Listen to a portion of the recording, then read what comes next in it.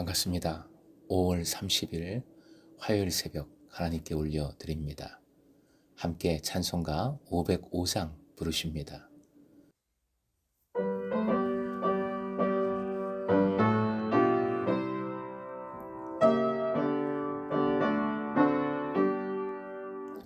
온 세상 위하여 나 복음 전하리.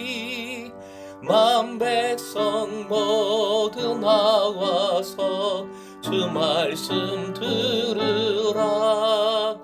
죄 중에 빠져서 헤매는 자들아, 주님의 음성 듣고서 너 구원 받으라. 전하고 기도해 매일 증인 되리라. 세상 모든 사람 다 듣고 그 사람 알도록 전하고 기도해 매일 증인 되리라.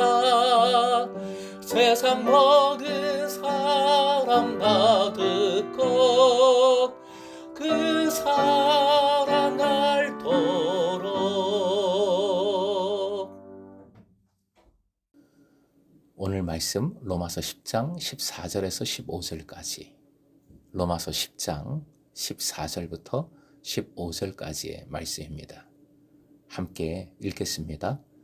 그런즉 그들이 믿지 아니하는 일을 어찌 부르리요? 듣지도 못한 일을 어찌 믿으리요? 전파하는 자가 없이 어찌 들으리요?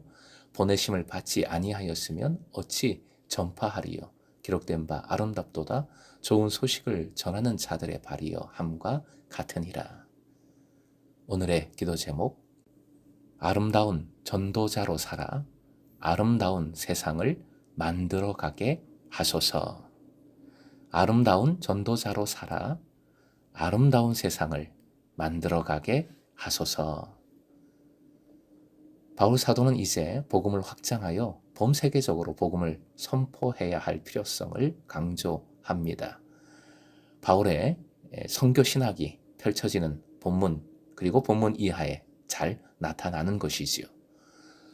본문 첫 번째로 그리스도를 부르는 것을 언급합니다. 14절, 그런즉 그들이 믿지 아니하는 일을 어찌 부르리요? 라고 합니다. 믿음이 없이는 부를 수 없습니다. 주님을 부른다는 것은 곧 주님을 믿는다는 것입니다.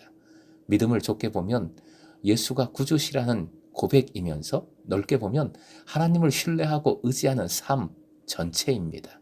그러므로 주는 신뢰할 만한, 믿을 만한 분이시며 죄인들을 구원하여 주실 수 있는 분이라는 확신이 없다면, 믿음이 없다면 주님을 부를 수 없고 불러도 아무 의미가 없습니다. 화면 보시고 함께 읽겠습니다. 듣지도 못한 일을 어찌 믿으리요? 바울 사도는 두 번째로 그리스도를 믿는 일은 그리스도에 대하여 듣는 것으로 일어난다 말합니다. 사람은 복음을 받아들이든지 거부하든지 하려면 일단 먼저 그 복음을 들어야 합니다. 전파된 말씀을 통해서 하나님께 대한 참된 지식과 신앙을 얻을 수 있기 때문이지요. 초대교회 당시 대부분의 사람들의 복음 전수 방법은 메시지를 듣는 것입니다. 물론 편지, 서신을 통하여 복음을 전달받기도 했지만 소수였지요. 대부분은 신약 성경이 문자와 글로 읽을 수 있는 기록으로 갖춰지지 않은 상황 상태에서 복음의 내용은 다른 사람들이 들을 수 있도록 말로, 구두로 전달되어야 했습니다. 화면 보시고 또 함께요. 전파하는 자가 없이 어찌 들으리요? 세 번째로 그리스도를 믿기 위해서는 복음의 메시지를 선포할 사람이 반드시 존재해야 합니다. 여기서 바울 사도는 사도나 전도자의 직책을 중요시하고 있습니다. 그 이유는 하나님께서 그들을 통하여 그리스도의 구속의 능력을 증언하게 함으로써 그 복음의 메시지를 듣고 믿는 모든 자들에게 긍휼을 베푸시기를 원하시기 때문입니다. 전파하는 자는 특별한 직책에 있는 사도들이나 전도자를 가리키는 것이 아니라 전파하는 모든 자를 의미합니다. 뒤집어 표현하면 그리스도인들은 모두가 전파자요, 전하는 자요, 나누는 자요, 청지기인 것입니다. 전파하다의 원 단어는 왕이나 사령관의 메시지를 공개하여 알리는 전령의 행위로서, 전령은 왕이 명령한 이외의 말을 가감할 수 없었으며 단지 왕의 명령을 자신의 음성으로 대언하는 역할만 했습니다. 전도자가 오직 주인의 것을 가감 없이 전해야 하는, 나누어야 하는 청지기인 것을 잘 보여줍니다. 15절이 이 오이코노모스, 청지기의 개념을 더욱 강조합니다. 화면 보시고 함께요. 시작. 보내심을 받지 아니하였으면 어찌 전파하리요. 바울 사도는 전도자가 복음을 전한 것은 이미 그 이전에 누군가가 그 전도자에게 보내심의 권위를 주었기 때문이라 강조합니다. 즉 전도자가 선포하는 메시지의 권위는 그 선포가 그리스도의 직접적인 명령과 위임이라는 점에 있습니다. 여기서 보내심을 받았다는 것은 두 가지 의미를 갖습니다. 사람은 보다 높은 권위 아래 존재하며, 두 번째, 보내심을 받은 자의 메시지는 그 자신이 아니라 보내는 분에 의해서 주어진다는 사실입니다. 이러한 두 가지 측면에서 구약의 예언자들은 보내심을 받은 자들이었습니다. 예수님도 마찬가지이지만 독생자로서 이 땅에 오신 하나님의 오리지널 청지기요, 전도자요, 선교사시라고 할 수 있겠습니다. 선교 용어 중에 이마고 다이라는 용어가 있습니다.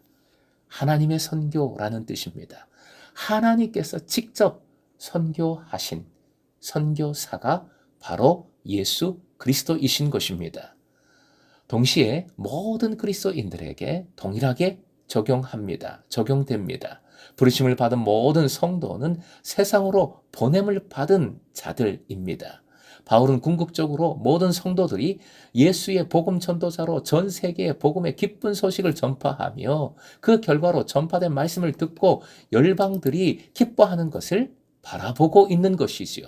이것이 하나님의 관점 선교요, 마음이요, 소망인 것입니다. 좋은 소식을 전하는 자들의 발이요 라고 했지요. 바울 사도는 다시 한번 바벨론 포로 생활 동안 황폐되어 있었던 예루살렘 도성에 대한 여호와 하나님의 은혜를 선포하는 선지자 이사야의 말로서 자신의 이야기를 확증하고 있습니다.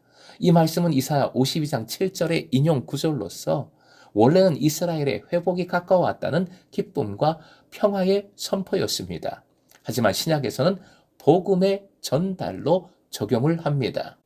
이스라엘이 바벨론 왕 고레스 치하에서부터 구출을 받은 것은 모세에 의하여 애굽왕 바로의 치하에서 구원을 받은 것처럼 죄와 사망으로부터 구원받는, 즉 예수 그리스도에 의하여 이루어질 보다 완전하고 큰 구원을 예표하고 있는 것이지요.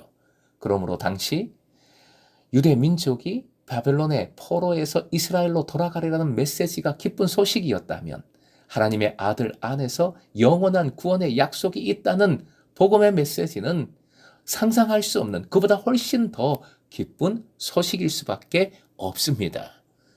사랑하는 금성의 제자 여러분, 오이코노모스, 청지기의 정체성을 갖는 것은 나누는 삶을 살아가는 것이겠죠. 나누려면 주인의 것을 받아야 하고, 주인의 것을 받으려면 주님을 믿고 신뢰해야 합니다. 주님의 말씀에 집중해야 합니다. 청지기적 나눔의 삶은 결국 전도자요, 선교사로, 선교사의 삶으로, 선교사의 태도로 이어집니다. 복음 전함의 사명은 어느 특정한 사람의 특별한 사명이 절대 아닙니다. 그리스도인이라면, 부름받은 그리스도인이라면 모두에게 주어진 청지기적 사명, 청지기적 삶입니다. 15절에서 인용하여 표현한 아름답도다 라는 선포를 기억하십시다. 이는 청지기, 전도자를 만나는 기쁨을 표현한 것입니다. 우리는 하나님의 첫 선교사, 하나님의 선교 예수 그리스도를 통하여, 그분의 말씀을 통하여 그분을 만나는 아름다운 일을 은혜로 누렸습니다. 또 그 기쁜 만남을 계속해서 누리게 되는 줄로 믿습니다. 우리 또한 주께서 주신 것을, 이 은혜를 나누고 전하고 섬김으로써 이 기쁨을 함께 이루어 가야 하겠습니다. 이것이 진정으로 아름다운 삶입니다. 아름다움입니다. 그것이 매력적인 삶이 되고 초대교회처럼 부흥의 초석이 되는 줄로 믿습니다. 오늘도 아름다운 예수의 사람으로 이 사명을 감당하여 아름다운 세상을 만들어가는 진정으로 아름다운 공동체, 금성 공동체와 아름다운 제자 되시길, 아름다운 오이코노모스 청직이 되시길 주님의 이름으로 축원드립니다.